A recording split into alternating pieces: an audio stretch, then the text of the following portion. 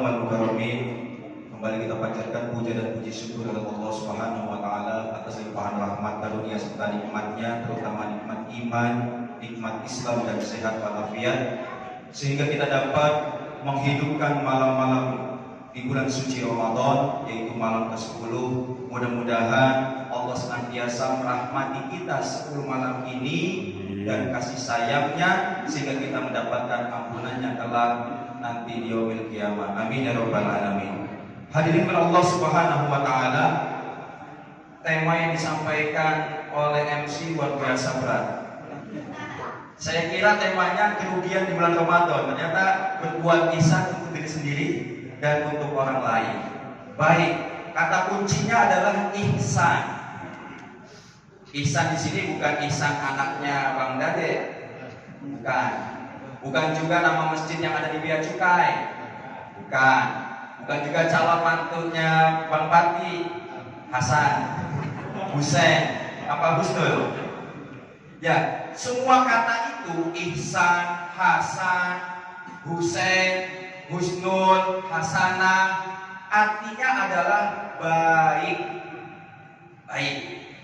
Sementara secara terminologi agama, ihsan ini adalah salah satu pilar, salah satu rukun di dalam Islam, salah satu fondasi di dalam Islam. Selain rukun Islam, rukun iman, ada satu lagi namanya rukun ihsan. Kalau Islam rukunnya yang ada 5 itu berkaitan dengan awal minul jawari, perbuatan fisik. Kita sholat, kita puasa, zakat, haji dan sebagainya. Tapi ihsan perbuatannya adalah perbuatan batiniyah, ruhaniyah, kaitannya dengan keikhlasan. Apa terminologinya dalam agama? Anta'budallaha ka'annaka tarahu fa in lam takun tarahu fa innahu yaraka. Ihsan adalah engkau berbuat baik seakan-akan engkau melihat Allah. Seandainya engkau tidak mampu untuk melihat Allah, sungguh Allah menyaksikanmu dan melihatmu. Jadi kalau berbuat baik itu gak usah pamer, gak usah riak, gak usah pengen dilihat orang. Cukup kita berbuat baik hanya untuk Allah Subhanahu wa ta'ala. Cukup Allah yang membalas. Ibarat tadi kita keliling infak, tangan kanan yang menaruh, kalau bisa tangan kiri jangan tahu.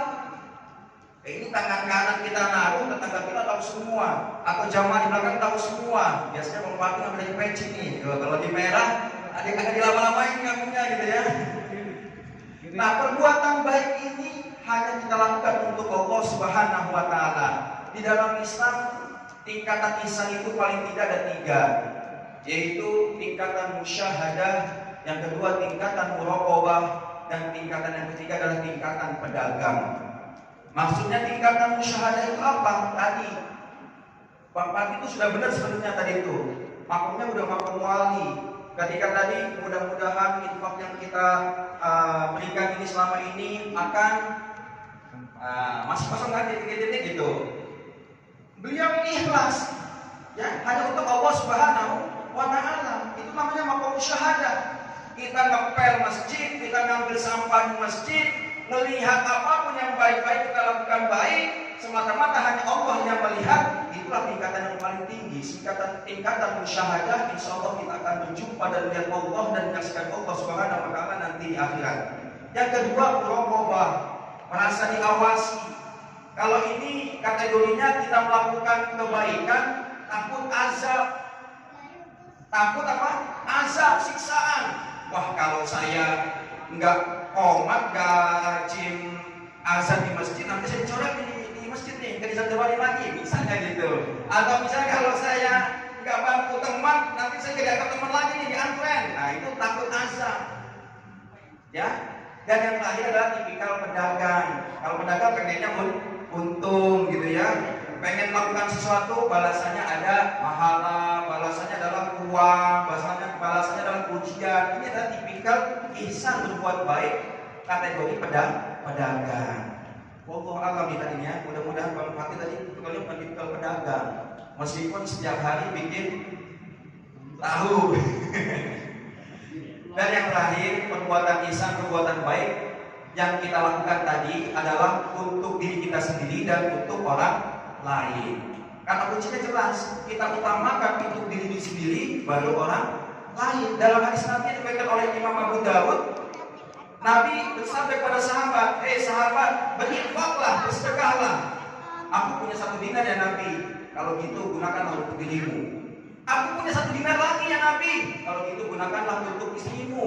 Aku punya 1 dinar lagi ya Nabi, kalau gitu gunakanlah untuk anak-anakmu. Aku masih punya 1 dinar lagi ya Nabi, kalau gitu gunakanlah dan berikanlah untuk pelayanmu, pembantumu. Aku masih punya 1 dinar lagi Nabi, kalau gitu gunakanlah dan berikanlah sesukamu kepada siapa yang kau hendaki.